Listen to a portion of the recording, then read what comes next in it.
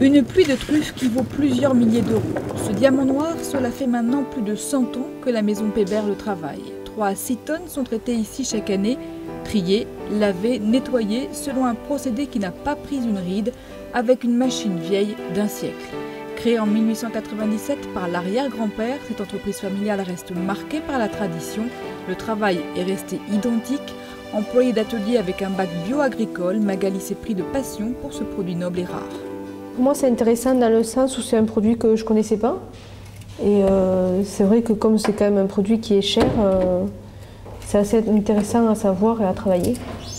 Mais là, il faut quand même être assez délicat et faire attention. Donc, je dirais qu'il faut être minutieux.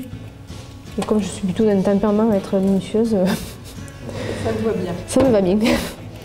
Pierre-Jean Pébert s'approvisionne sur les marchés du Sud-Est, de l'Italie ou de l'Espagne. 800 tonnes récoltées au début du XXe siècle en France, 12 seulement aujourd'hui. L'effondrement de la production et la flambée des prix l'ont obligé à revoir sa stratégie. On n'a pas contemplé le déclin de cette truffe depuis 30 ans sans essayer de réagir. Donc on a travaillé sur des recherches qui ont toutes un même objectif, celui de comprendre comment fonctionne la truffe, comment vit la truffe, mais qui peuvent partir dans des sens assez différents. Michel Culifage a fait partie de l'équipe de scientifiques qui a effectué des recherches sur la truffe dans les années 80.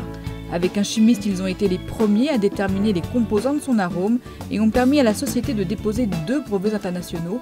Aujourd'hui, il aimerait maîtriser le cycle de la truffe hors de la nature. Cultiver des truffes. Cultiver des truffes comme on peut cultiver, en prenant l'exemple qui va faire bondir, cultiver du champignon de Paris. Du foie gras truffé à l'huile de truffe, la maison Pébert a ainsi diversifié sa gamme de produits avec comme conséquence une ouverture vers de nouveaux métiers.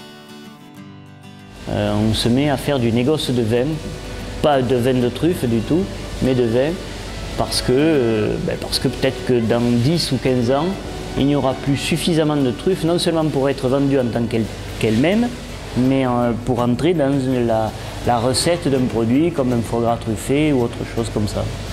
La PME familiale a réalisé 2,8 millions d'euros de chiffre d'affaires l'an passé.